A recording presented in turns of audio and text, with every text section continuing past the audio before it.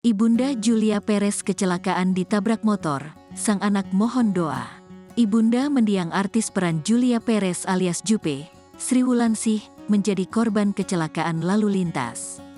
Hal itu diungkapkan oleh adik Jupe, Nia Anggia, melalui Instagram Story yang dikutip Rabu, tanggal 5 April tahun 2023. Nia berujar, kondisi Sri saat ini masih dirawat di rumah sakit. Kondisi mamaku sekarang masih dirawat di RS, tulis Nia. Lihat foto ibunda mendiang artis peran Julia Perez alias Jupe, Sri Wulandari, menjadi korban tabrakan lalu lintas. Nia juga menjelaskan kondisi terkini sang bunda yang mengalami gegar otak akibat benturan dengan sepeda motor yang sedang melaju. Mama gegar otak, ada benjolan darah di otaknya. Pembekuan darah. Kern waktu keserempet motor terpental jauh dan kepalanya kebentur batu aspal.